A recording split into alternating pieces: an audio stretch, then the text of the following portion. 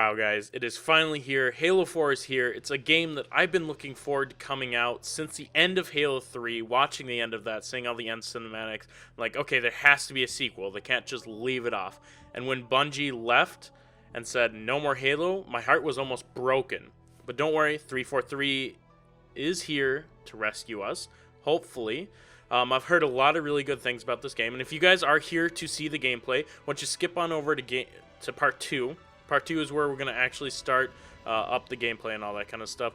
This is going to be an overview of what we're going to do for the walkthrough and a little bit more information about Halo 4 and all the things that are in Halo 4 that maybe somebody who isn't really invested in the Halo universe wouldn't know about. What do I mean by if you're not really invested in the Halo universe, if you don't know?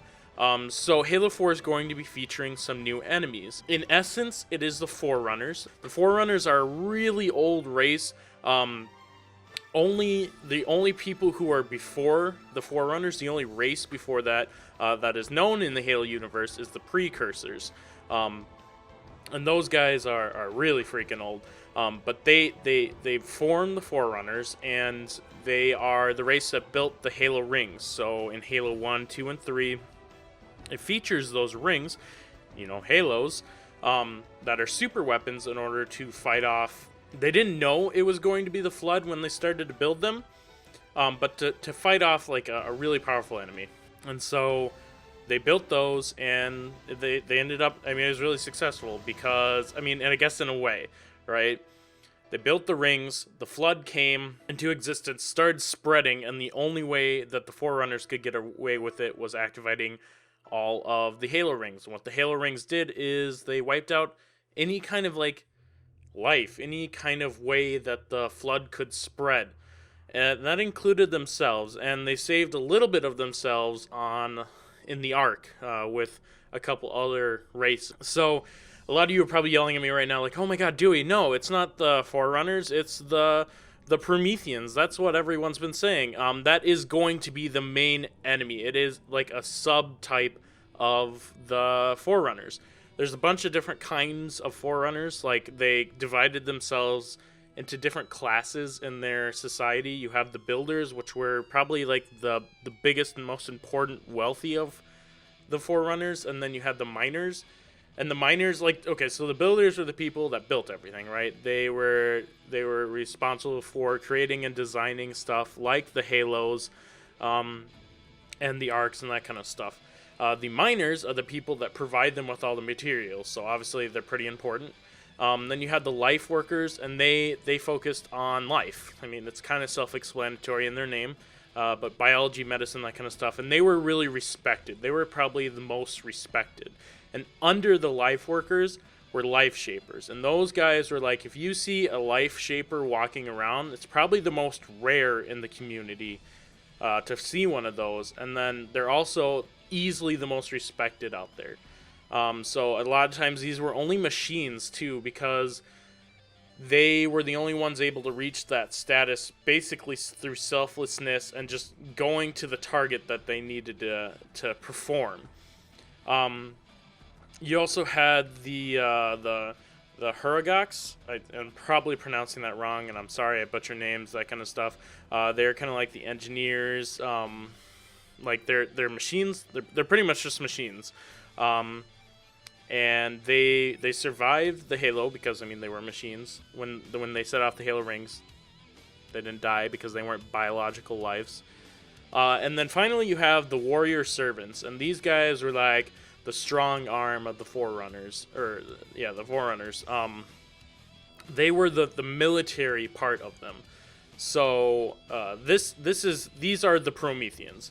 That's another name for the Warrior Servants, and they were before the Flood came in. They were kind of sent away, or they disbanded pretty much. And so now in Halo 4 we get to kind of discover a little bit more as to what happened to them and why. They are really distinct. They have the orange skeletal figures, in which you guys have seen in a lot of the trailers and that kind of stuff. So that's kind of a little lowdown as to what we can expect. Some of the new things in Halo 4. So the Forerunners. You also have the Forerunner technology the sentinel beams, that kind of stuff, really focused this technology that the humans and the Covenant found, really focused on trying to eliminate the Flood. And so you're going to see a lot of weapons that are specialized in killing Flood, and of course they can kill everyone else too. But that's why you're seeing a lot of the new weapons and that kind of stuff. Halo 4 is just the beginning of a new trilogy. So I don't know if you guys know this yet, but 343 Studios has come out saying that this is the beginning of a trilogy, a 3-part game. I want to say movie, pretty much, because that's what I think they've been doing. They've been targeting. It's not so much a run and gun thing as a mystery and exploration of new worlds and old worlds, to say the least. And I think they've been doing a really good job about that. The hype up. If you guys haven't seen Forward Onto Dawn, which is the live action series that has been premiering before, go watch it.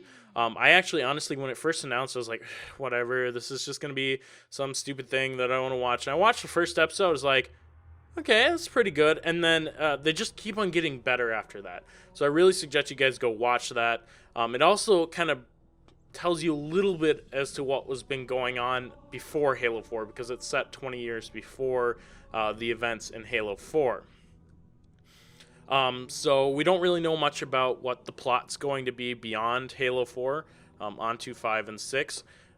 Hopefully we'll have a little bit more information on that released soon enough here. So what else is new? Flood isn't new, right? The Flood are the old nemesis from 1, 2, and 3. Annoying as shit. I hate them. But they are making a new surge into this, and with that brings a new game mode, and not particularly new. This is old, the zombie game mode, in which it's just a multiplayer, player versus player kind of thing. But instead of zombies, they actually have Flood. It's like a whole dedicated different race as to which you go into, and I'm really looking forward to that. I played hours and hours and hours of the Halo 3 multiplayer, the zombie mode that was in there, and I call it zombie mode. It's not like a Black Ops zombie mode. It's basically it's an infection. You have one person that goes around, kills other people. Those people become infected, and that's exactly what the Flood mode is. But they have specific game modes and like maps set up for that. So I'm really excited to play some of that. And I'll be live streaming a lot of multiplayer after release. So at least that's what I want to do. It really depends on the excitement level that you guys get. But if you guys want to see more multiplayer, you want to see me, tune in to live streams. You can even join me. I'm more than happy to invite you guys to my party, and we can play a little bit more of that kind of stuff. And I mean, I'm really looking forward to that. There's a lot of other new things in Halo 4. Stuff that hopefully we can all enjoy, we all love. I'm really looking forward to it. I've actually played the game quite a bit already, and it is probably one of my favorite games of the year so far, if not the favorite game. And that says a lot, because for those of you who know me, Guild Wars 2 came out this year, and I mean, there's not a lot of stuff that can stand up with that. But Halo 4 is doing that. So if you guys really liked this video, if you liked the a little bit more in-depth knowledge I was able to give you guys, let me know. Leave it in the comments. Leave a statement in the comments saying that, hey, Dewey, we really enjoyed this. We'd like to see more. If you guys want to see more in depth, I know my knowledge in the Halo universe is a lot more than what I'm sharing here. I'm actually trying to hold back because I don't want to overwhelm you guys with a bunch of knowledge. But if you guys do want to see more of this kind of stuff, and let's say you don't know something, like I said before, leave it in the comments. If you have a question, leave it in the comments. I'll try my best to answer it. So with that, sit back, relax, and enjoy your Halo 4 experience.